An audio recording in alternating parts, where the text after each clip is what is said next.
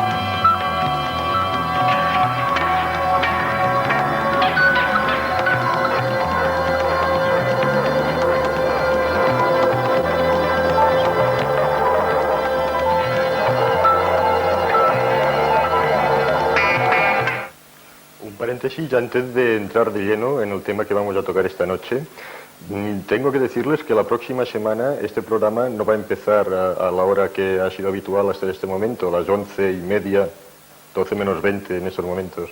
Va a comenzar a las 9:30, o por lo menos esto está programado.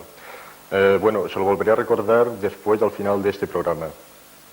En un principio hoy habíamos pensado tocar el tema de la figura de Jesús de Nazaret, ya que estamos en las fiestas prácticamente de Semana Santa. Pero los especialistas que tienen que hablar de este tema o que tenían que venir aquí a hablar de este tema, pues aprovechan las vacaciones para irse fuera de Barcelona o de Hospitalet o de la ciudad y tenemos que dejar aplazado ese tema para otra ocasión. El directo es así. Pero no por ello vamos a dejar de tocar un tema de actualidad. Ustedes recordarán que la pasada semana, la madrugada del día 31 concretamente, se produjo un avistamiento que podíamos clasificar dentro del fenómeno OVNI. Además, los testigos fueron dos patrullas de la Guardia Urbana de aquí, de nuestra ciudad de Hospitalet, y, las hipótesis son varias, entre ellas, pues que pudo ser un satélite artificial que al entrar en la atmósfera estalló, y es lo que vieron estos señores.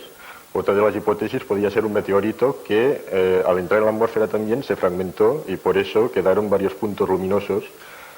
Ya sé que están ustedes pensando en que podían ser naves extraterrestres, que es lo que nos gustaría a todos, por lo menos a los que hacemos este programa.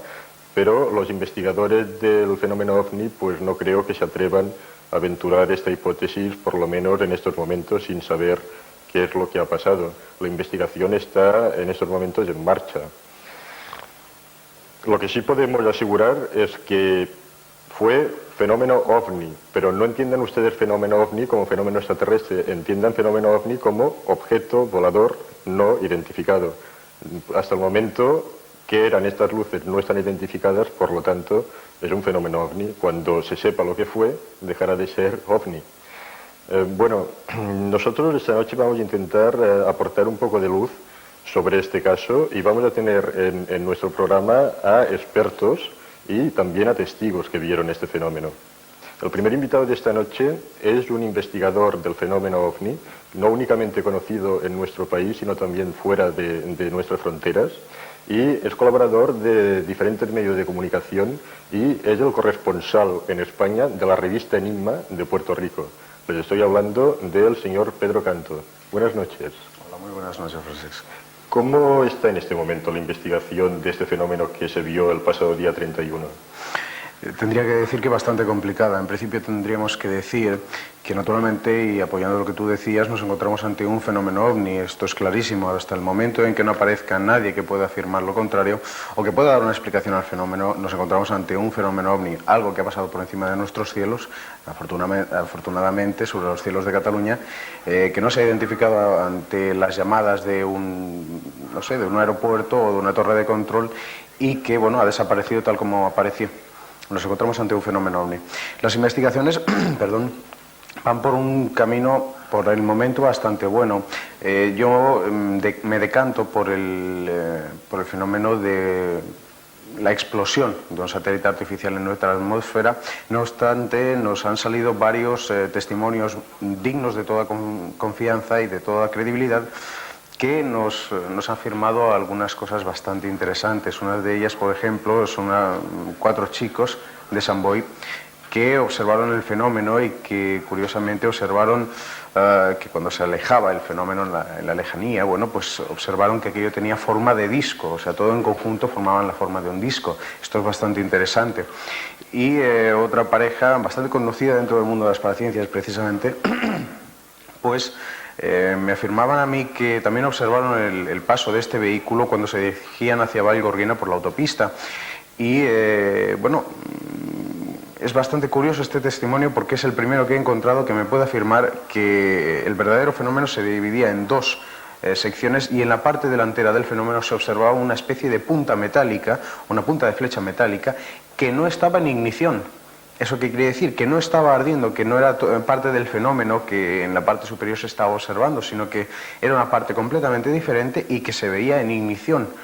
O sea, que estaba fuera del campo de ignición. ¿A qué hora y en qué lugar vieron esos testigos que tú dices? Sí, bueno, coinciden todos en la misma hora. Eran en el caso de los que iban a Vallgorguina eran a las 2:12 de la noche.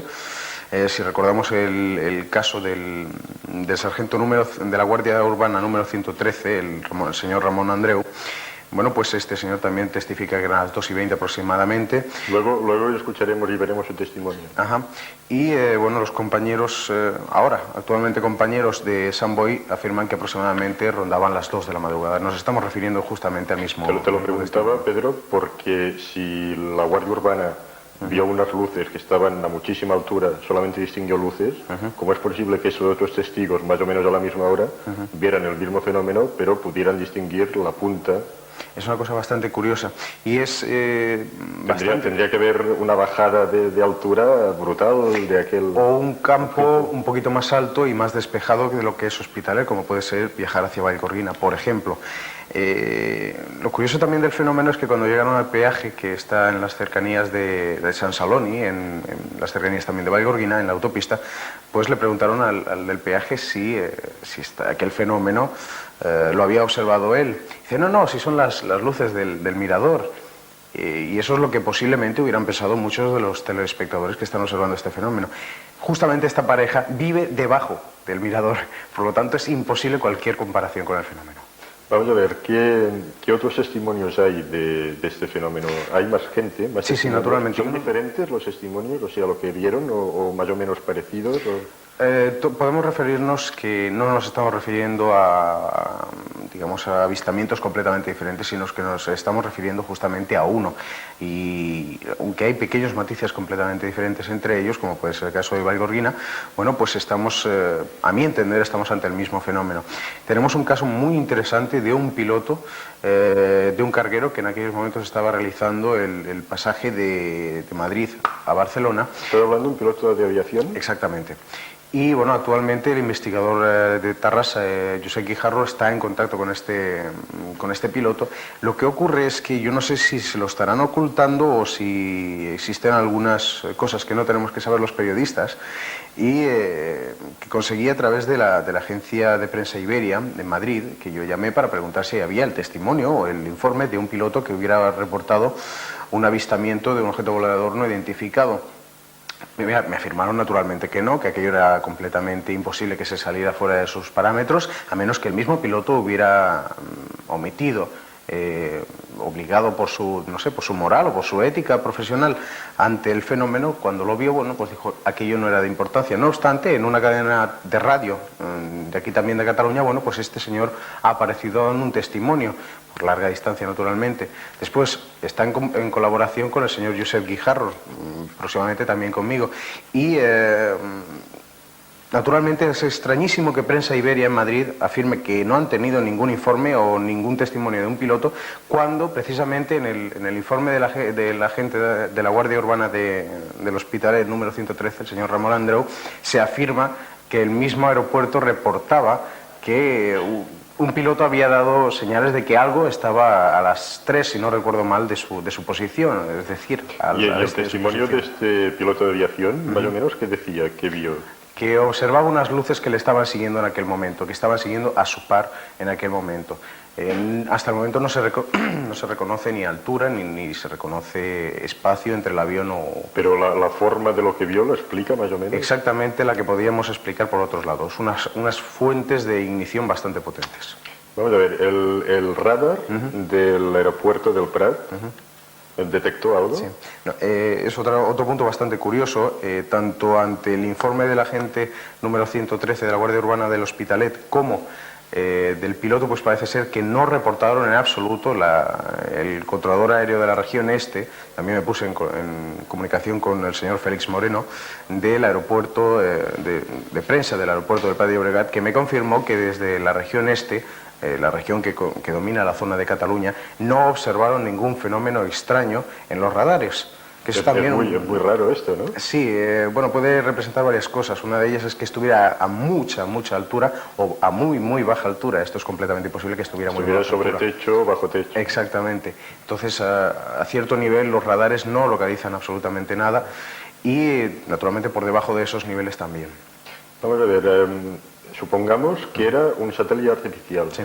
Al explosionar, ¿podrían quedar los trozos de este satélite yendo todos en una misma dirección? Sí, naturalmente. O sea, la formación esta que decían los testigos que habían visto, ¿podría tratarse de eso? Podría tratarse perfectamente de esto. Es más, yo soy partícipe de esta opinión. Si un satélite artificial hubiera chocado accidentalmente o provocadamente contra la atmósfera terrestre, todos los pedazos seguirían en la misma dirección, no tienen por qué desperdicarse, sino que seguirían en la misma dirección y en un estado de ignición. Incluso las líneas de su ignición seguirían una misma trayectoria, aunque no la del mismo vuelo. Quizá fuera paralelo al mismo vuelo, por ejemplo, o perpendicular, no tiene por qué tener una dirección constante. No obstante, por eso digo que es bastante interesante el testimonio de estos chicos conocidos dentro del mundo de las paraciencias, que viajaban hacia Vallgorguina y que incluso lo siguieron el fenómeno hasta Vallgorguina, lo que pasa es que lo perdieron naturalmente. Es bastante curioso, repito, porque afirman que en la parte delantera, y me merece toda la confianza su testimonio, tengo que decirlo también, en la parte delantera del fenómeno se podía observar claramente como si fuera la punta de una flecha que no estaba en ignición. Muy ¿Pero curioso. de uno de los objetos o de todo? No, de todo lo que era el conglomerado de los objetos. A lo mejor nos estamos refiriendo ante 3 o 4 grupos de piezas en ignición, pues delante de todos estos grupos se podía observar aquella estela. Bien, si es un satélite artificial, los Estados Unidos tienen que saber de que entró en aquella fecha. Naturalmente, se está dialogando con, o al menos está en tratos para conocer si Estados Unidos o si incluso la NASA tenía alguna relación o algún conocimiento de esta entrada de un satélite artificial. Creo que en un primer momento dijeron que no estaba previsto que entrara ningún satélite. Sí, lo que pasa es que estas informaciones salieron muy apresuradas. No tenemos la ciencia o la certeza de que aquello, o sea, no existe un papel que ponga no se conoce o no se conocen tales documentos. Hasta que no exista este papel no podremos estar seguros de que aquello era algo militar desconocido, si era un objeto volador no identificado con presencia extraterrestre o no extraterrestre, al menos no humana, eso seguro. Y estamos esperando este papel. Y suponiendo que hubiera sido un meteorito, ¿cómo lo veis esta hipótesis? Bueno, pues podría haber sido de la misma manera. Lo único que ocurre es que hubiera sido más bien una especie de estrella fugaz.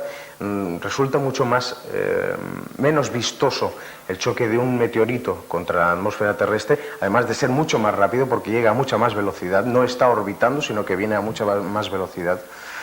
Sería menos vistoso, o sea, sería una especie de estrella fugaz, por ejemplo, y se rompería en tantos pedazos como ocurrió en el caso de esto que se observó sobre los cielos de Cataluña. Pedro Canto, tú que estás mucho en contacto con Estados Unidos, que es un poco donde se cuece el tema de la ufología, de donde vienen las noticias, etcétera, etcétera, ¿cómo está el tema allí? ¿Qué avances hay? ¿Cómo se está tratando en estos...? Sé que es muy complejo esto, para que nuestros espectadores tengan una visión general de cómo se trata el tema de la ufología, cómo está en esos momentos ahí la investigación y cómo se está tratando el tema. Mucho más enmarañada que lo que podemos creernos. Actualmente se están cociendo allí cosas increíbles, verdaderamente increíbles. Dinos la más increíble. La más increíble podría ser el caso que está estudiando actualmente Bob Hopkins, el investigador y escritor de libros como Intrusos y Missing Time, que no ha sido publicado en castellano, que está investigando, todavía no ha sido publicado el libro, aunque se está escribiendo en estos momentos, y lo digo porque acabo de recibir una carta de él donde me lo contaba.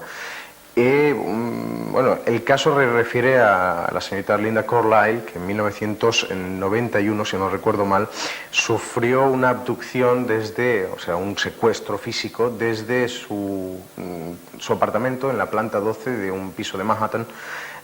Y curiosamente habían por parte de extraterrestres. No, tripulantes de los ovnis. Son conceptos completamente que me gustaría diferenciarlos bastante. Es que lo pregunto porque a lo mejor hay telespectadores que no están muy introducidos en todo este tema, y para orientarse un poco, para que no digan, bueno, ¿y secuestro de quién? ¿Y sí. El secuestro sería sobre la persona de Linda Carlisle, o Linda Napolitano, que es un verdadero nombre, y sería por los tripulantes de los ovnis. Vamos a diferenciar entre lo que nos dicta nuestra ufología pre-ufología, que sería la ciencia ficción, que se refería al fenómeno de los marcianos y todo eso, que queda muy bonito en un libro, pero que no se ciñe nunca a la realidad, casi. Y bueno, esta mujer fue raptada ante los atónitos ojos de 4 personas. Una de ellas era una telefonista retirada que observó el fenómeno desde el puente de Brooklyn, una distancia bastante considerable, tengo que decirlo, además porque tomé medidas cuando estuve en Nueva York. Y los otros 3 testigos son de excepción, tendría que decir. 2 de ellos son, digamos, agentes de seguridad, guardaespaldas, y el tercero es... Precisamente se le llama The Third Man, el tercer hombre, y corresponde a lo que actualmente se espera siempre, y es un político. Un político como es Javier Pérez de Cuéllar. Parece ser que es el señor Javier Pérez de Cuéllar, es secretario general de las Naciones Unidas. ¿Te lo ha confirmado ese testimonio? El señor Bob Hopkins, naturalmente no nos podemos meter en la investigación de este señor, pero Bob Hopkins afirma de que tiene la evidencia.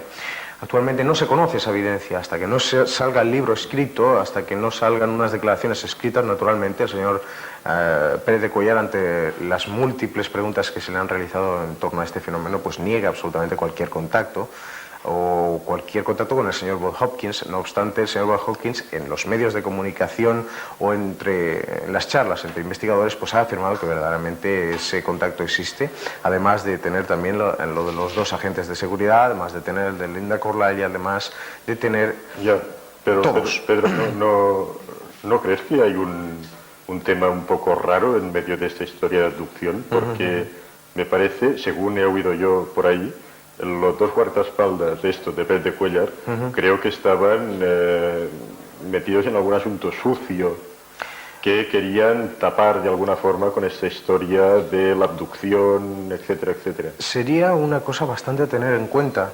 No obstante, existen bastantes pruebas para...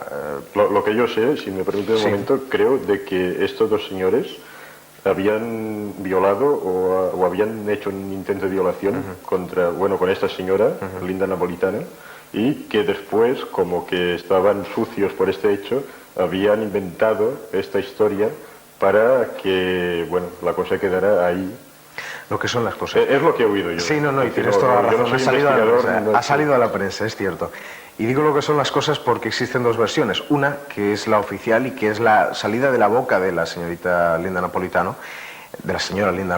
de 40 años aproximadamente, que afirma que no ha sido violada. O sea, lo único que pasa es que ha sido secuestrada por estos dos investigadores, o sea, por estos dos agentes de seguridad, y lo que ha ocurrido es que es algo cómico, pero tengo que decirlo, que la pusieron sobre una mesa, naturalmente no para nada sucio, sino que la miraron los pies para ver si era extraterrestre o no. Queda cómico. Queda incluso ofendente para cualquier lógica, pero parece ser que fue la única prueba que le quisieron hacer, estirarle de los pelos, de los dedos de los pies. ¿Y para qué querían saber si era extraterrestre o no? Por si aquello de lo que habían visto era cierto. Esto ha salido de la boca de la Linda Napolitano. No obstante, hay otro investigador que se llama Willie Smith, el doctor Willie Smith, que, bueno, yo la verdad no tengo ningún cariño a esa persona, no obstante tengo que decir que publicó, y esto más o menos es una primicia, ha publicado una especie de book review, bueno, se llama book review, que es una revisión de un libro, y donde analiza el libro de Bud Hawkins sobre esto, ¿no? Dice el número de las páginas, dice el precio, dice la editorial, dice el nombre del libro, Manhattan Transfer, y lo curioso de todo es que ese libro no ha sido escrito. Es que no ha salido a la editorial, eso es una mentira fabricada por el señor Willie Smith. Además, en ese book review da referencia de la página, da referencia de tal texto en tal página, en tal línea, afirma que tal... Y ese libro no ha sido escrito. Bud Hawkins se me echaba las manos a la cabeza pensando, pero ¿cómo es posible que haya escrito esto? Solamente ha salido, esa versión que me has dado, ha salido de este personaje. Y también tengo que decir algo, en la prensa francesa, en la Revue d'Ufologie, publicada por Lumière dans la Nuit, también salió una nota donde se decía también que Manhattan Transfer había sido publicado por Bud Hawkins, etcétera, etcétera, y perdonan unos términos completamente diferentes a los que habían aparecido en la prensa norteamericana, que era que el libro tenía un número de páginas diferentes, eran 271 contra 350 del otro, que eran publicados por otra editorial completamente diferentes, una William Company me parece, y otra era diferente, y el precio incluso variaba. Bueno, el precio se puede excusar porque es a lo mejor el traslado de país, ¿no? No obstante, al final, en esta reseña francesa dice que este libro ha suscitado unas grandes críticas por parte del señor Willie Smith desde su publicación. Ya se puede entender de dónde ha salido esa noticia. Pedro, ¿hay alguna prueba evidente de que existan extraterrestres que nos están visitando?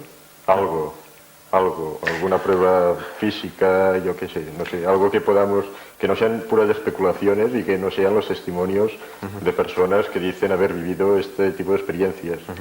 ¿Hay algo durante estos 40 y pico de años de historia de la ufología moderna? Si me estás pidiendo una especie de prueba como puede ser algo material, un cadáver extraterrestre o algo así, no existe hasta el momento. Un ovni estrellado. Sería interesantísimo, yo sería el primero en correr hacia el lugar donde me dijeran para localizarlo, ya somos dos. Pero hasta el momento no se conocen, digamos, referencias oficiales hacia este particular. No obstante, existen pruebas tales como las que nos puede dar un radar, por ejemplo, en Francia en 1989, en Bélgica, durante la oleada belga, un radar registró un objeto volador no identificado fijo en el cielo. Salieron unos cazas para interceptarlo porque no respondía a las llamadas de la torre de control. Y bueno, cuando se le acercaba a esos cazas, aquello partió a una velocidad inicial de 0 a 990 millas por segundo. Oiga, si había alguien allá adentro, que de hecho papilla. Exactamente, si hubiera sido humano, hubiera quedado completamente destrozada, tanto la nave como el ser. Porque estoy diciendo que en un segundo atravesó la velocidad de 990 millas por segundo. Hubiera quedado completamente volatizado en el aire porque no existe una velocidad inicial, no estamos llegando a esa velocidad, salimos a esa velocidad. Hubiera quedado completamente desintegrado. Hay muchísimos temas más que hablar de esto, pero después en el debate seguramente irán saliendo. Sí, supongo que sí. Yo les prometo a ustedes que si hiciéramos un culebrón sobre el tema OVNI, pues con 5.000 episodios todavía no tendríamos bastante. Eso se lo prometo. Las personas que conocen un poco el tema de la ufología pues saben que eso es así, que es cierto. Vamos a pasar a Juan Antonio Ortega, que nos va a presentar el reportaje que, como saben ustedes, está relacionado estrechamente con lo que estamos hablando aquí esta noche. Hoy el tema OVNI, tema extraterrestre, y en principio el avistamiento del pasado día 31 que partió de aquí, de Hospitalet. Juan Antonio Ortega, además de ser compañero en los medios de comunicación, es el realizador